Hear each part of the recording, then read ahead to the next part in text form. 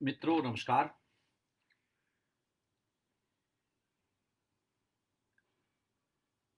किस्सों की महफिल में 10वां किस्सा आज मैं सुनाने जा रहा हूं। ये किस्सा है इस हमरंग के 12 किस्से टन 9 बी सीरीज का 12वां किस्सा का 10वां किस्सा और कुल मिलाकर 106वां किस्सा। मित्रों 106वां किस्सा सुनाने की बारी मेरी है। इस पूरे आयोजन की शुरुआत बहुत बढ़िया तरीके से हुई है। मुझे खुशी है कि इस श्रृंखला के आरंभ में श्री रमेश उपाध्याय हमारे वरिष्ठ कथाकार अग्रज हैं, उन्होंने इसकी शुरुआत की है। मैं इसलिए भी बहुत खुश हूं कि हमारी वरिष्ठ कथा लेखिका मैत्री पुष्पा जी ने भी इसी सीरीज में कहानी पाठ किया है।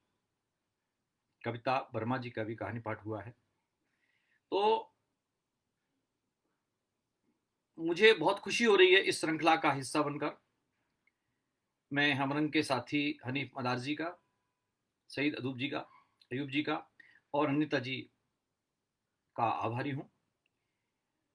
प्रज्ञा रोहिणी आ गई हैं। प्रज्ञा जी नमस्ते। प्रज्ञा शालिनी भी हैं। प्रज्ञा शालिनी नमस्ते, स्वागत। हमरंग की टीम भी आ गई है। आप सबका स्वागत है किस्सों की इस महफिल में। देखिए, मैं कोशिश कर रहा हूं कि अपनी सबसे प्रिय कहानी आप लोगों को सुनाऊं। ऐसी कहानी जो मुझे बहुत पसंद है और न केवल मेरी, आपकी और हम सब की, जो इस कहानी से जुड़ते हैं। भारत का हर आदमी जो 40 प्लस है इस कहानी से जुड़ता है। तो मैं कोशिश करूंगा कि आपको पूरी गुणवत्ता के साथ, पूरी गहराई के साथ आप तक वो बात पहुंचाऊं। संचार में कोई बाधा ना रहे, यहां से वहां तक कोई तकनीकी, शाब्दिक या दूसरी दिक्कतें ना रहें, ये मैं प्रयास करूंगा। क्योंकि रामचरितमानस में दो मित्रों के बीच की बनने की कथा गोस्वामी तुलसीदास जी ने लिखी है। तो वो लिखते हैं, कीन प्रीत कछु बीच न राखा। जब प्रीति होती है तो बीच में कुछ नहीं रहता। तो बीच में रहना भी नहीं चाहिए, चाहे ना तकनीक, ना भाषा, ना शब्द और ना कोई दूसरी दिक्कत है। मैं कोशिश करूंगा कि बीच में कोई बाधा ना आए। हिंदी कहानी के लिए ये वर्ष, बल्कि ये दशक बहुत महत्वपूर्ण है। बहुत लंबी खोज के बाद माधवराव सप्रे जी की कहानी एक टोकरी मिट्टी हिंदी की पहली कहानी साबित हुई थी। और मजे की बात यह है कि लघु कथा की दुनिया में लघु कथाकार एक टोकरी मिट्टी को भी पहली कहानी ही मानते हैं। मैं उस परंपरा में आगे बढ़ती हुई कहानियों को देखता हूं, तो बीच में बड़े महत्वपूर्ण कहानीकार इसमें आए, रहे और हिंदी कहानी को समृद्ध किया है। आज की हिंदी कहानी विश्व स्तर की कहानी है। हमारे तमाम युवा कथाकार बहुत बढ़िया कहानियां लिख रहे हैं, बहुत अच्छे प्रयोग कर रहे हैं। पहल का पिछले दिनों आया कथा विशेषांक बहुत नायाब अंक है, जिसमें बहुत अच्छी कहानियां प्रकाशित हुई हैं। पिछले वर्ष नया ज्ञानोदय का भी एक कहानी विशेषांक आया था, वो भी बड़ा महत्वपूर्ण था। तो मित्रों, मैं खुश नसीब हूँ इस श्रृंखला का हिस्सा बनकर, क्योंकि ये 90 सत्र है और इसमें 12 किस्से सुनाए जाएंगे। आज 10वां किस्सा सुनाने की बारी मेरी है। हमारे यहाँ हिंदी कहानी में भी परंपरा रही है कि लोग बारी बारी से अपने किस्से सुनाते हैं और एक व्यक्ति बारी बारी से दूसरों के किस्से सुनाता है। संस्कृत की विक्रम बेताल जो परंपरा रही, जिसे हिंदी में बेताल पच्चीसी के नाम से लाया गया, तो उसमें बेताल 25 किस्से सुनाता है। पहले दिन पहला, दूसरे दिन दूसरा, और जब किस्सा सुनाता है बेताल विक्रम को तो यह कहता है कि तुम मुझे लाद कर ले जा रहे हो, रास्ते में तुम्हें बहुत वजन लगेगा और तकलीफ होगी, रास्ता ठीक नहीं है, तो रास्ते पर ध्यान ना जाए, तकलीफ पर ध्यान ना जाए, इसलिए मैं तुम्हें एक किस्सा सुनाता हूँ। बस शर्त यह है कि बीच में बोलना नहीं। लेकिन विक्रम बहुत होशियारी से चुपचाप चलता हुआ हाँ भरता है और चल देता है। बेताल अंत में पहुंचकर अपना सारा किस्सा सुनाते हुए अंत में पहुंचकर 2 जवाब सामने लाता है कि बताओ विक्रम, इनमें से कौन सा जवाब सच है।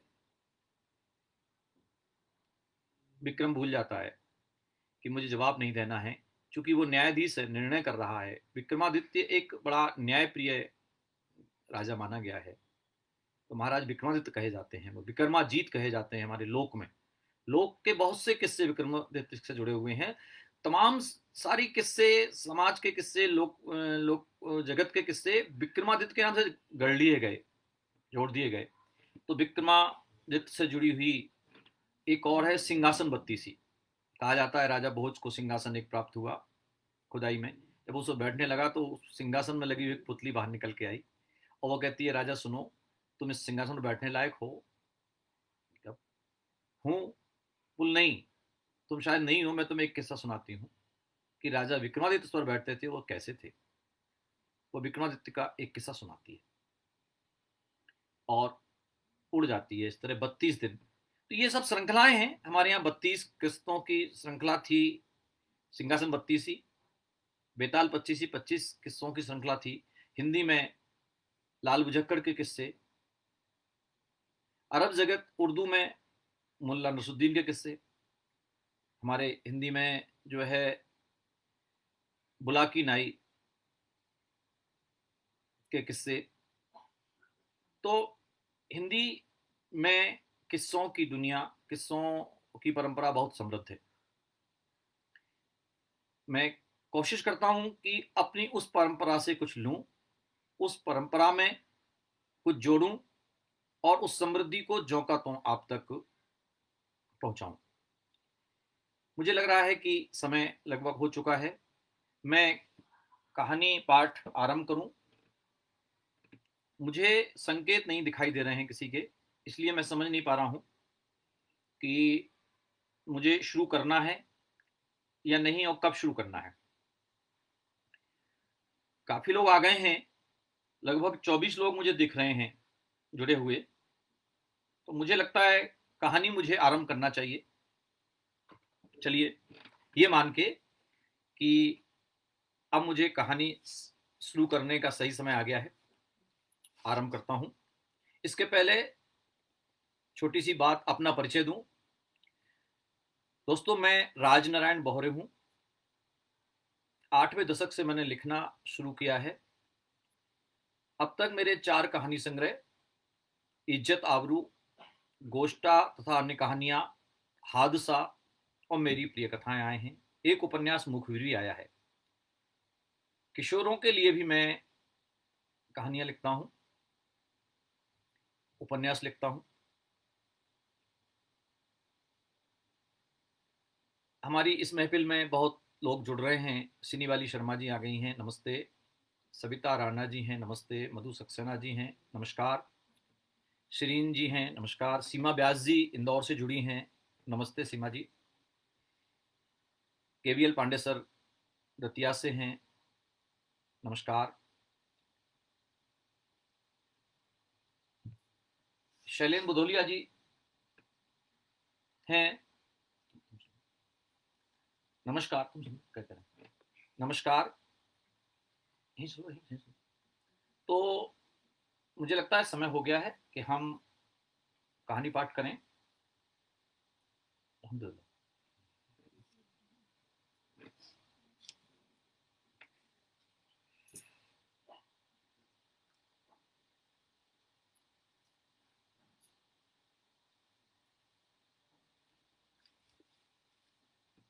राकेश अचल जी हमारे वरिष्ठ पत्रकार महोदय मित्र हैं, नमस्कार।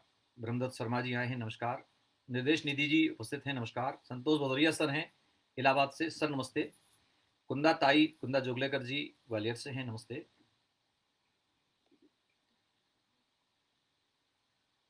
जी सर। हेलो, हाँ हनीफ जी बोल। नहीं, नहीं दिख रहे हैं।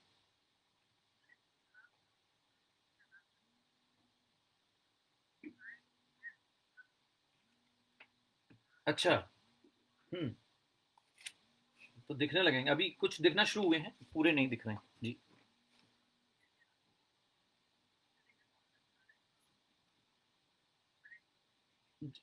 जी जी जी जी जी जी जी जी जी, बिल्कुल बिल्कुल बिल्कुल जी। जी। हाँ भाई। ओके। ठीक। पंकज मित्र जी नमस्कार भाई। पंकज मित्र जी आ गए हैं। हमारे मित्र स्वर्ण सिंह रघुवंशी कथाकार गुना से हैं, नमस्कार। अनीता चौधरी जी नमस्कार। मीता दास जी हैं, नमस्कार।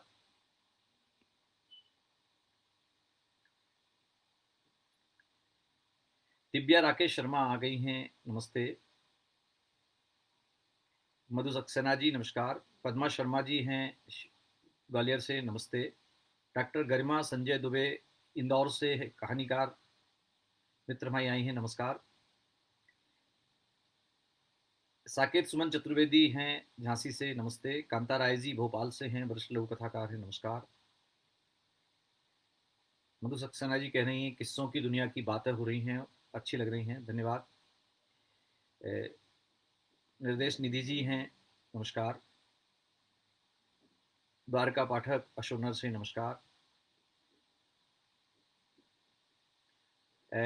स्वर्ण रघुवंशी डॉक्टर साहब ने बताया कि हाँ, अलिफ लैला की किस्सों की भी एक बड़ी परंपरा है।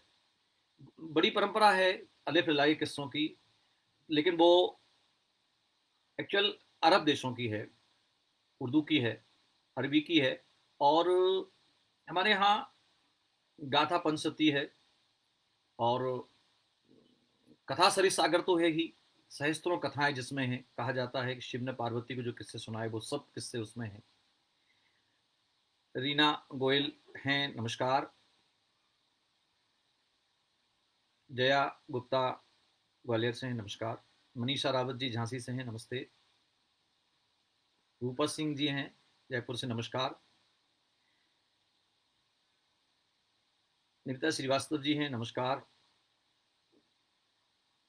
योगेश दाइमा हैं देवास से, नमस्कार। रूपेन राज हैं रायपुर से, नमस्कार। केवीएल पांडे सर हैं, नमस्कार सर, प्रणाम। मीनाक्षी दुबे हैं देवास से, और नीलम प्रसाद हैं, नमस्कार। मैं कहानी पाठ शुरू कर रहा हूँ। मुझे लगता है कि अब काफ़ी लोग मित्र इकट्ठे हो गए हैं, और मैं लगभग बोर ही कर रहा हूँ, और लंबी कहानी है मेरी, इसलिए ज़रूरी है कि मैं इस कहानी का पाठ आरंभ करूँ। मित्रों, मेरी कहानी का शीर्षक है इकल सूमड़ा। हम लोग बुंदेलखंड से आते हैं। बुंदेलखंड का एक शब्द है इकल सूमड़ा। अर्थ तो आगे जाके आपको खुलेगा ही। मैं प्रयास करूंगा कि आपको कहानी का मजा आए, और कहानी का मजा आप लीजिए। इकल सुमला। हम सब हैरान थे। वर्मा दंपत्ति का सदा उजाड़ और फीका सा रहने वाला, कुल मिलाकर 5 कमरे का छोटा सा मकान इस वक्त हमारे कस्बे के सबसे चतुर ठेकेदार की देखरेख में अपना श्रृंगार कर रहा था। बड़े भोर 4 मजदूर अचानक प्रकट हुए थे, और मकान की छत, दरवाजे व कंगूरों में उगे झाड़ झंखाड़ को उखाड़ने में जुट गए थे। 10 बजते बजते एक नौजवान की नई चमचमाती बाइक के पहिए वर्मा जी के दरवाजे पर आकर थमे तो मोहल्ले के हम सब लोग जिज्ञासा के साथ खिड़कियों से झांकने लगे कि इस तन्हा और वीरान मकान के सामने रुकने की जरूरत भला किसको हुई। मकान को टटोलती निगाहों से ताकते उस नौजवान को वर्मा जी ने आगे बढ़कर रिसीव किया था। बाद में मेरे पड़ोसी निगम साहब ने बताया, यही है हमारे कस्बे का चतुर और नया ठेकेदार वरदान कपूर। तो जनाब वरदान कपूर घूम घूम कर वर्मा साहब का मकान देखने लगा था। मोहल्ले की औरतों में उत्सुकता बढ़ी तो कई घरों के फोन बजे और परस्पर बतियाए भी। कुछ देर बाद घरों के बाहर कई महिलाएं इकट्ठी हुई तो उनकी खुसर पुसर आरंभ हुई।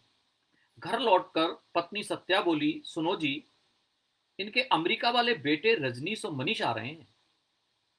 मैंने भारी ठंडेपन से कहा, तो इसमें नया क्या है? वे तो हर 2 साल में इधर आते हैं और उधर दिल्ली या भोपाल रह के वापस लौट जाते हैं। इस घर में एक रात भी भला रुकते हैं कभी? सत्या बोली, पड़ोस वाली निगम बहन जी ने बताया है कि इस दफा कई दिन के लिए आ रहे हैं और इसी घर में रुकेंगे। यह खबर पूरे मोहल्ले में बिजली की तरह फैली। अमेरिकी रजनीश के आगमन का समाचार मोहल्ले के हम सब लोगों के मन को हर्षाने वाला महसूस हुआ।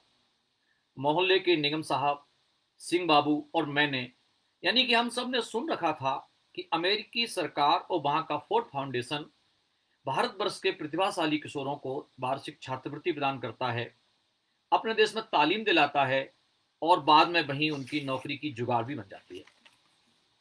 कॉलोनी में मध्य वर्गीय वित्तीय स्थिति वाले हम सब की ख्वाहिशें हैं कि अपनी तो जैसे तैसे गुजरी आगे की पीढ़ी पढ़ लिख जाए तो उसकी जिंदगानी सुधर जाए।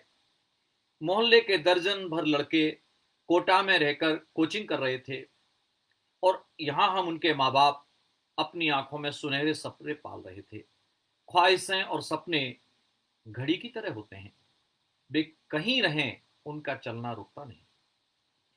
घरेलू औरतों का सूचना तंत्र बड़ा सशक्त है और ऐसा अदृश्य भी कि वे एक पल को भी घर से ना निकलें तो भी दुनिया जहान की बातें उन्हें पता लग जाती हैं। निगम बहन जी को इस संचार सेवा का इंचार्ज हेड ही कहिए और मेरी श्रीमती सत्या को डिप्टी हेड। सांझ को मेरी खिड़की के ऐन बाहर खड़ी महिलाओं की इस गृहिणी संचार सेवा की बदौलत मुझे कई बातें सुनने को मिली। सत्या बोली कि अमेरिका में रहने वाले दोनों बेटे इस बार 15 दिन के लिए अपनी जन्मभूमि में रहने का मन बना के आ रहे हैं। निगम बहन जी बोल रही थी कि खर्च के लिए एडवांस पैसा भेज दिया है डॉलरों में। सिंह बहन जी बोली, बड़े बेटे ने कहा है कि पूरा मकान एयर कंडीशन करा लो, जितनी जल्दी हो 2-4 नए कमरे भी बनवा लो। निगम बहन जी ने बताया कि $1 के बदले भारतीय मुद्रा में 98 रुपए आते हैं और अमेरिका से अगर $15,000 भी भेजे गए होंगे तो इंडिया आकर पूरे 14,70,000 हो गए होंगे। सूचनाएं तो और भी थी। सिंह बहन जी ने कहा था कि रुई की जगह 14 इंच के डनलप के गद्दे खरीदे गए हैं बिस्तरों पर। रेखा बहन जी ने मुंह पर दुपट्टा रख लाश से घिनाते हुए कहा था, पाखाने में पानी की जगह कागज के रोल लगवा रहे हैं वर्मा जी। तो सिंह बहन जी बोली थी कि मैंने तो वर्मा बब्बा के घर में जाकर देखा है, विदेशी पद्धति के बाथ टब और लैट्रिन पॉट बैठाए जा रहे हैं। हर दरवाजे पर मच्छर जाली के गेट भी लग गए। वर्मा जी की कामगार गुन्नो अचानक वहां उपस्थित हुई तो उसके पास नई सूचना थी। उसने कहा, पता है बहन जी, इतनी जल्दी नए कमरे बना पाने की मना कर दिया ठेकेदार ने। ये खबर पाकर मोहल्ले की सारी औरतें चिंतित होती थी। ताज्जुब था कि उन इकल मिजाजी वर्मा जी के घर की समस्या थी और बेहाल थी सारे मोहल्ले की महिलाएं। निगम साहब, सिंह बाबू और मैंने विचार विमर्श कर निर्णय लिया था कि रजनीश से अमेरिका के फोर्ड फाउंडेशन के बारे में कुछ जानकारी ली जाए।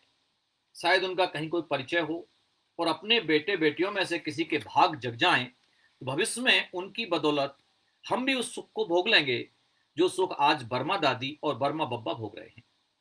बर्मा बब्बा का सुख, मुझे याद आया 10 बरस पहले, तब नए नए इस कॉलोनी में आए थे हम, तो हमको सबसे ज्यादा दीनहीन आदमी बर्मा जी लगे थे। बाद में निगम बहन जी से पता लगा कि जैसे दिखते हैं वैसे नहीं है बर्मा जी, ना निराश्रित हैं और ना गरीब। उनकी 3 संतानें हैं, तीनों विदेश में। सुना है कि हर महीने बच्चे इतना पैसा भेजते हैं कि राज के राम करें बड़ू।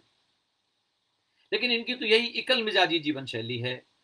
उनके घर ना कोई आता है न जाता है, न वे किसी के यहाँ आते हैं न जाते हैं। मोहल्ले के शादी ब्याह तीज त्योहार सब बीत जाते, लेकिन बर्मा लोगों का घर भला और वे दोनों भले। उन्हें देख मुझे अपने कस्बे का मोती साहू याद आता है, जो एक नंबर का कंजूस और सूम था। सदा ही मुंह उदास बना के बैठा रहता था।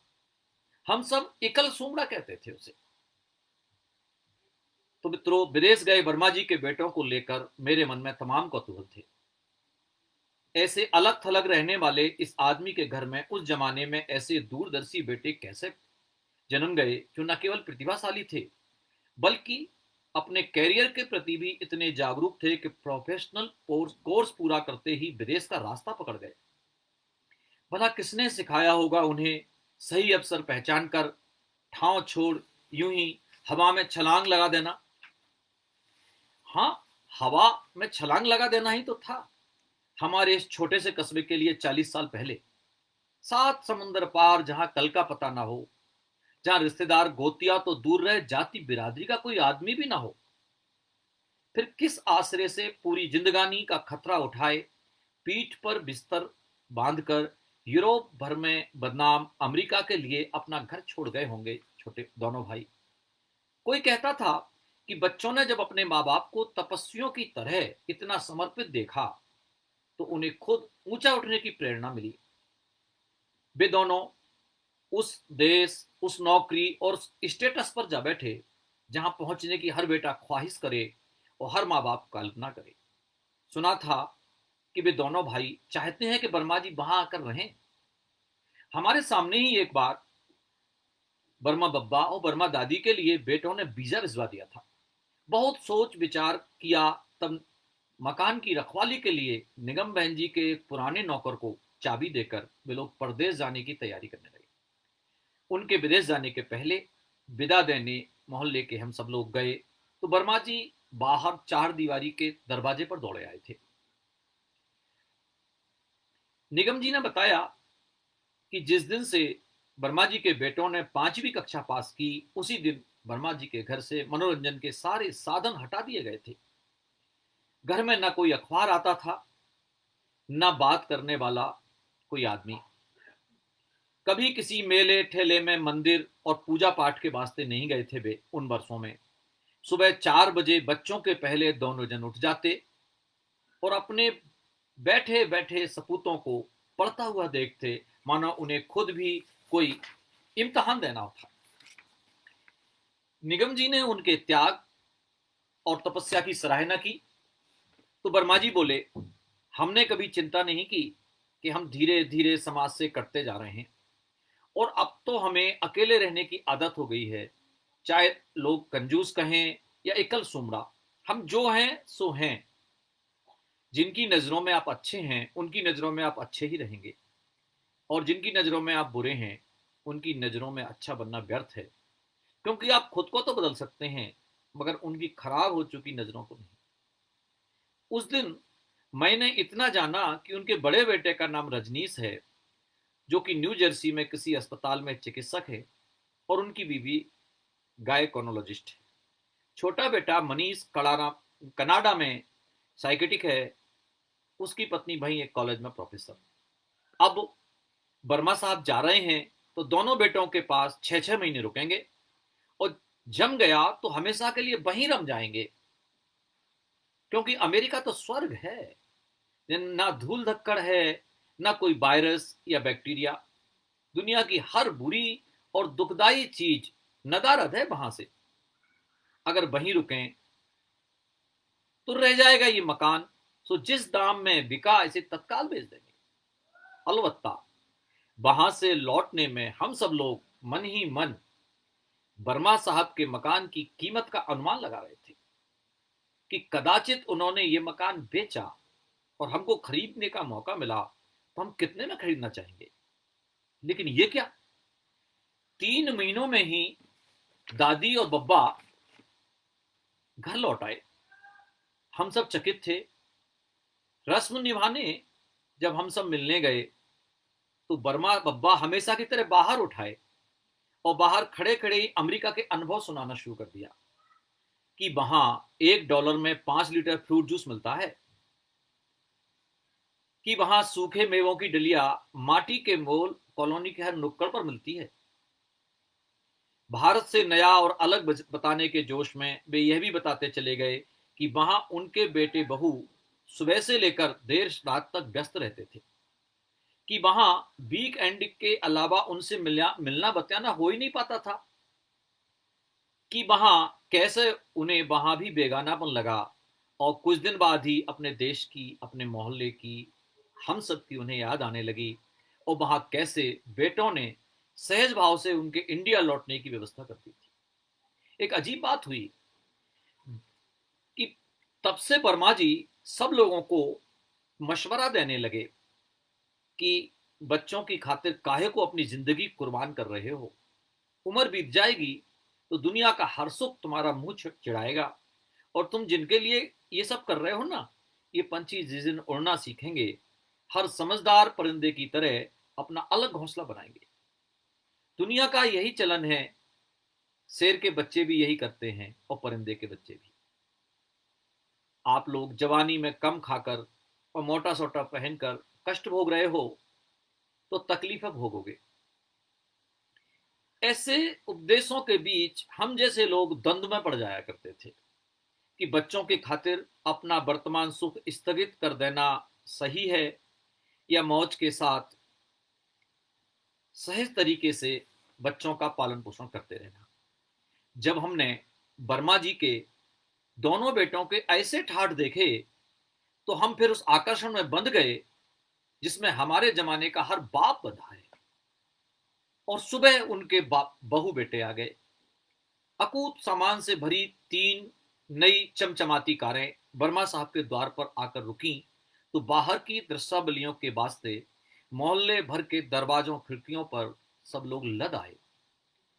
जेवरों से लदी 3 खाई अघाई प्रौढ़ वय की औरतें कारों से निकली थीं और उनके पीछे 3 जेंटलमैन भी निकले थे जो अजनबियत भरी निगाहों से चारों ओर ताक रहे थे। किशोरावस्था के 5-6 बच्चे गाड़ियों से उतरते हुए अजीब सा शोरगुल करते हुए वर्मा जी के अहाते का दरवाजा खोलकर भीतर जा घुसे थे और मोहल्ले के लोग अंदाजा लगा रहे थे कि जैसा कि हमेशा होता है वर्मा दादी अभी नाराज होती हुई बाहर निकलेंगी। लेकिन सबके अनुमानों को ध्वस्त करती हुई बेहसती हुई वर्मा दादी क्षण भर बाद ही बाहर आ रही थीं, जिनके पीछे पीछे खुश होते हुए वर्मा जी भी थे। खिड़कियों से झांकती महिलाओं के परस्पर इशारे हुए, प्रश्न उछले, आंखें सिकुड़ी, फिर एक एक कर वे सब अपने द्वार खोलकर बाहर निकलने लगे। मोहल्ले के पुरुष लोग भी उदासीन से बने बाहर आए तो बातों का दौर चल पड़ा। निगम जी ने बताया कि इन महिलाओं में सिर पर पल्लू लेने वाली दोनों औरतें वर्मा जी की बहुएं हैं और तीसरी बेटी। तीनों स्टेट्स में रहती हैं। इन सबके लिए ही वर्मा हाउस तैयार हो रहा था। ये लोग कल सुबह दिल्ली आकर उतरे होंगे और नई कारें किराए पर लेकर कल सांझ ही यहां को चले आए। हम लोग बतिया रहे थे कि अचानक जाने क्या हुआ, तीनों पुरुष व तीनों महिलाएं वर्मा जी के घर से बड़बड़ाते हुए बाहर आए और सबके पीछे घबराए से वर्मा जी भी थे। वे हताश से कुछ कहते रह गए और तीनों कारें धूल उड़ाती जाने कहां चली गई। सच्चाई को समझने में असमर्थ मोहल्ले की औरतों को गुन्नों का इंतजार था जो भीतर से सच्ची खबरें लेकर आती और उन सबकी उत्कंठा मिटाती। गुन्नों ने बताया कि वर्मा जी के दोनों बेटे और बेटी अपने जीवन साथियों के साथ संग रहने को ही घर आए थे, लेकिन उन सब ने वर्मा जी की कंजूसी देखी तो उन सब का पारा चढ़ गया। दरअसल इस छोटे से मकान में कुल मिलाकर 5 कमरे हैं, जिनमें से एक कमरा तो वर्मा बब्बा कभी किसी को खोलने ही नहीं देते, हमेशा ताला ठोकर रहते हैं उसपे। बाकी के कमरों में भरी पूरी 3 फैमिलियां कैसे ठहरती? दरअसल वर्मा जी ने नए कमरे नहीं बनवा पाए और ना कहीं एसी लगवाए, तो परदेसी पंछी जैसे आए थे, गुस्से में बाप का घर वैसे ही छोड़कर शायद इसी कस्बे में रहने वाले अपने दूसरे रिश्तेदार के यहाँ चले गए। गुंडों अपनी खबरें सुनाकर निकली ही थी कि वर्मा जी की संतानें फिर दरवाजे पर थीं। हम सब चौंके। निगम बहन जी के पति आत्मीयता दर्शाते उनकी ओर बढ़े। आओ रजनीश भैया, हमारे यहाँ बैठ रहे हैं, कुछ चाय वाय हो जाए। रजनीश जी ने घुमा फिरा के उनकी दावत को नकारा। निगम साहब, आपके यहाँ तो कल सुबह चाय पियेंगे, अभी तो हम वो पीछे वाले गुप्ता लोगों के गेस्ट हाउस में शिफ्ट कर लेते हैं। हम पिता के पास ही रहना चाहते हैं। अब घर में इतना एकोमोडेशन नहीं है कि बच्चे आराम से रह पाते, तो सुविधा के लिहाज से गुप्ता गेस्ट हाउस ठीक है। निगम बहन जी ने कुछ नई चीजें अपने पति के साथ हुए वार्तालाप में जोड़कर हम सबको सुनी थी।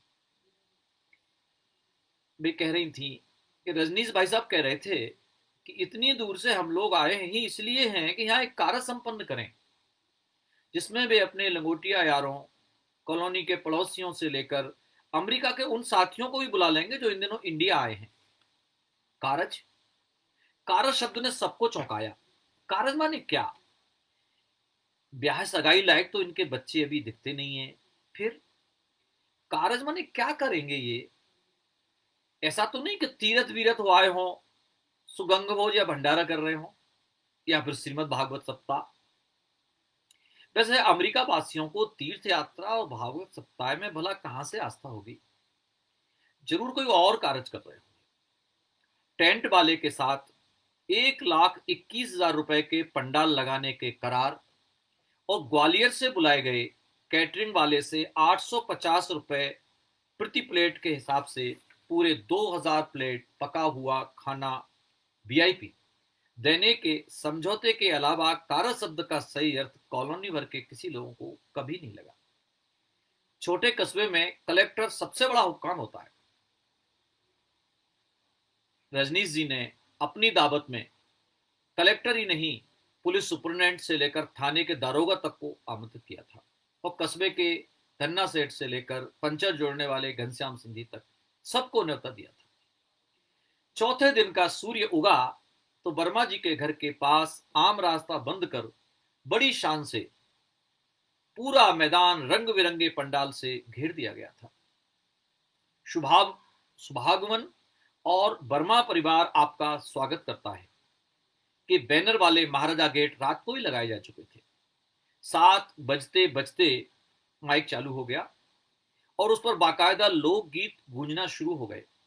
पता नहीं कौन स्त्रियां कहां से आई थीं जो ठेठ देहाती अंदाज में गा रही थीं, आज दिन सोने के महाराज, आज दिन सोने के महाराज, सुरेब गऊ को गोबर लाओ, ढिक दे अंगन लिपाओ महाराज, आज दिन सोने को महाराज। कस्बे के मीडिया के लिए एक एक्सक्लूसिव स्टोरी थी। 7 समंदर पार से आया,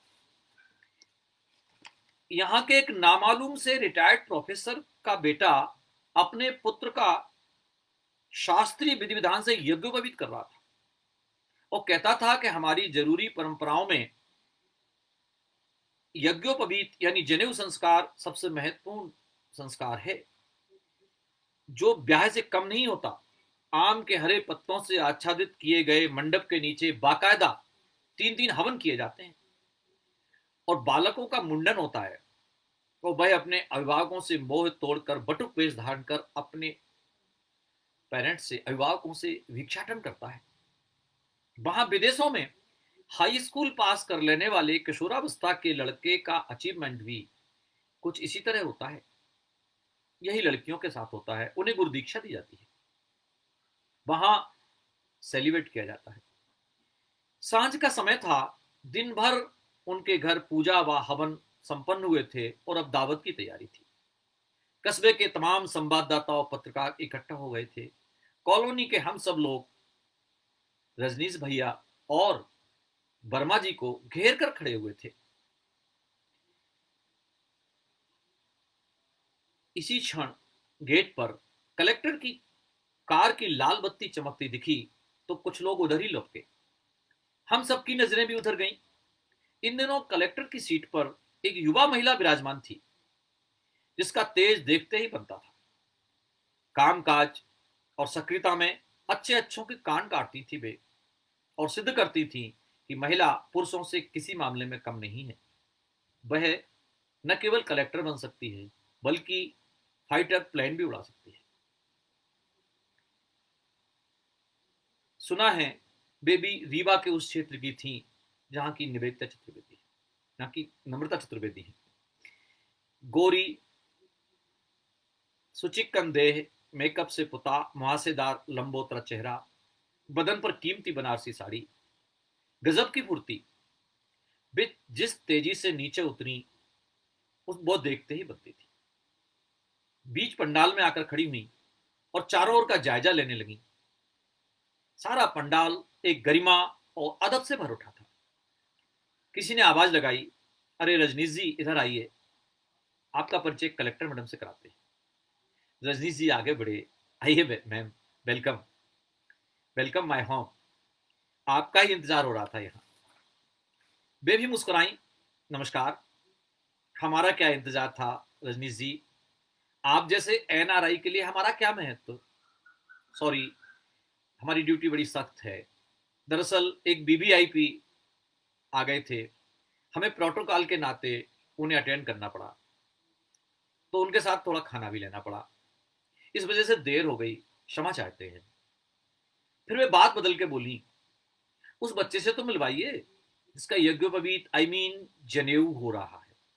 that's a good and cultured one, he is our proud gainer. Rajnish ji ने आवाज लगाई, अरे जनार्दन बेटे, इधर आओ। यज्ञोपवीत संस्कार के चलते अपना सिर घुटा लेने वाला जनार्दन अपने घुटनों तक लंबे कुर्ते और लड़कियों जैसे दुपट्टे में इतराता घूम रहा था। पापा की पुकार सुन वह वहीं से अमरीकी लहजे में चिल्लाया, what is happens dad, who want to meet with me. उनके इशारे पर जनार्दन पास आया और उसने झुककर मैडम के पांव छुए तो वे गदगद हो गईं। आपके बच्चा आपके बच्चे बहुत संस्कारवान हैं, निश्चित ही आप लोग भी बहुत संस्कारवान हैं। विनम्रता से रजनीश जी ने हाथ जोड़ लिए।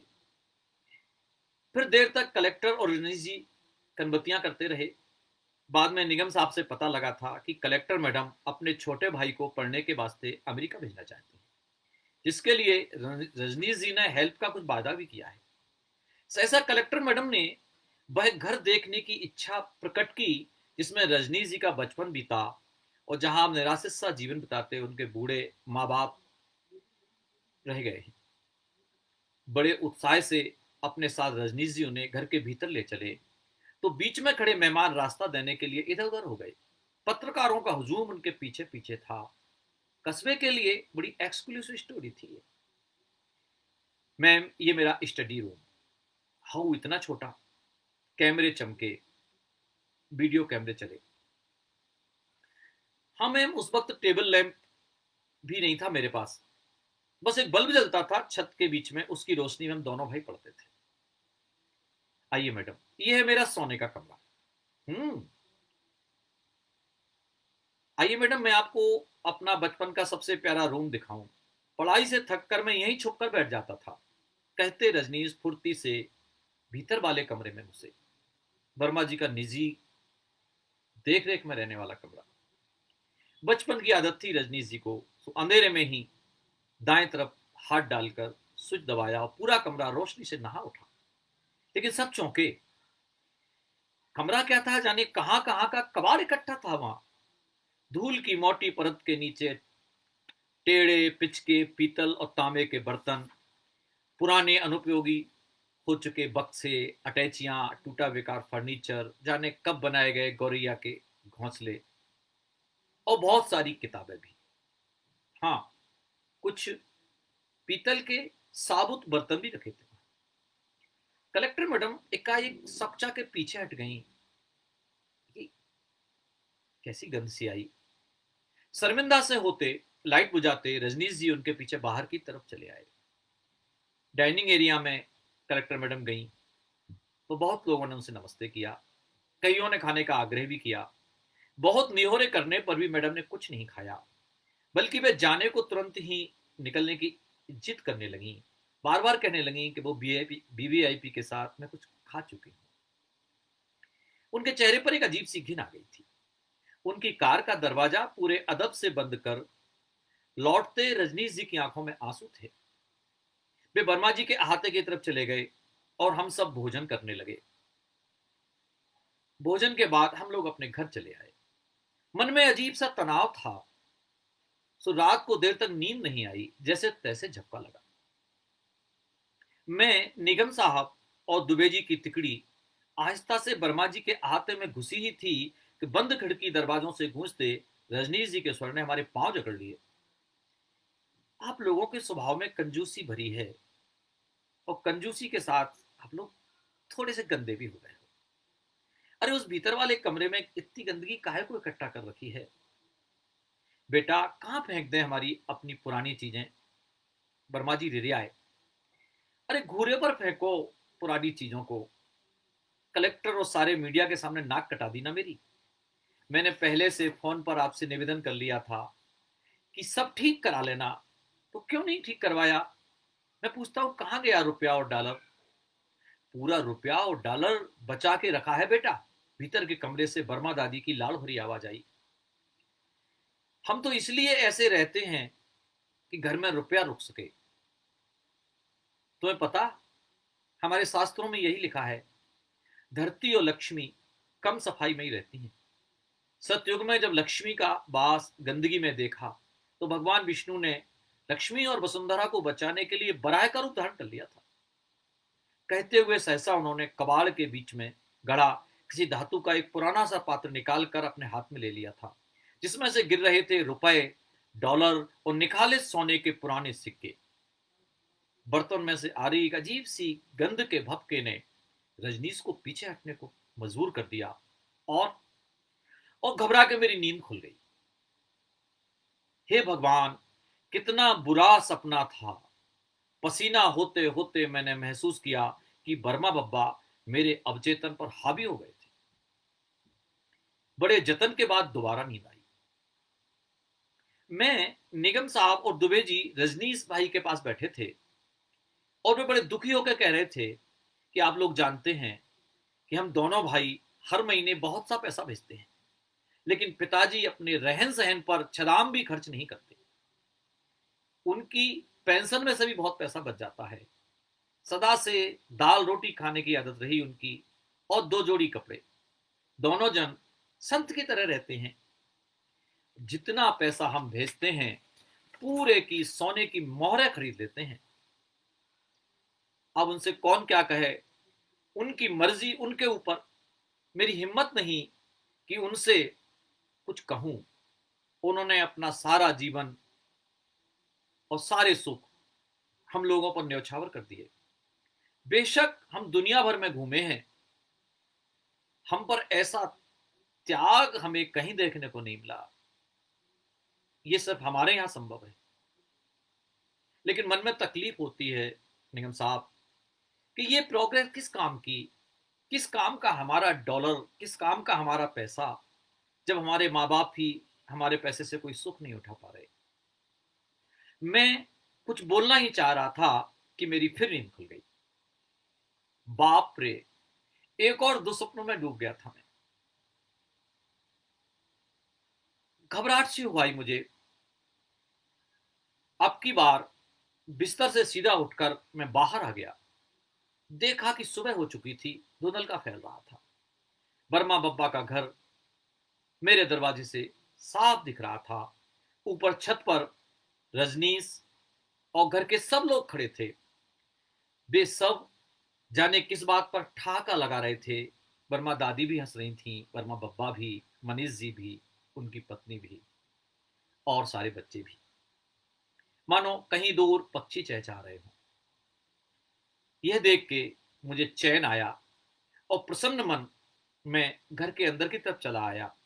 मैं समझ गया था कि मैं नाहक चिंता करता हूं। इस घर से दुख और अशांति सदा दूर रहेगी। पत्तों से निभाए रिश्तों की उम्र पत्तों से होती है। आज हरे कल सूखे, क्यों ना हम जड़ों से रिश्ता निभाना सीखें। मैंने तय कर लिया था, कल से मैं बर्मा बब्बा को प्रणाम कर अपना दिन शुरू करूंगा। धन्यवाद। मित्रों, मेरी कहानी यहाँ समाप्त होती है। नाम है इकल सुमड़ा। इस बीच आनंद मोहन सक्सेना साहब ने दतिया से हमको ज्वाइन किया है। नमस्कार। कविता वर्मा जी ने इंदौर से ज्वाइन किया है। नमस्ते। अजय रावत और अजय मिश्र ने दतिया से ज्वाइन किया है। धन्यवाद, स्वागत। मधु सक्सेना लिख रही हैं, बढ़िया। कविता जी भी कह रही हैं, शानदार। गर्मा जी, गर्मा संजय दुबे इंदौर से हैं, वो कह रही हैं बेहतरीन कहानी। डॉक्टर स्वर्ण रघुवंशी उपन्यासकार जो हैं वो कहते हैं कि सपने तो सपने होते हैं। तो मित्रों, आप सब यहाँ उपस्थित हुए। गीता पंडित जी शुरू से हमारे साथ हैं, अनीता चौधरी जी हैं, वनिता वाजपेयी जी विदिशा से हैं, आप सब शुरू से हैं। सुरेंद्र रघुवंशी भाई अशोकनगर से हैं, मशहूर कवि हैं।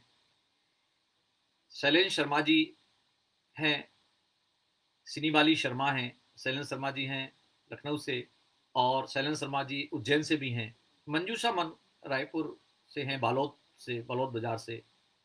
आप सब लोगों को कहानी अच्छी लगी होगी, और मुझे लगता है कि मैंने जैसा लिखने का प्रयास किया वैसा मैं पढ़ सका हूँगा। अलका अग्रवाल जी, सिग्रीटा जी हैं, रीना गोयल जी हैं।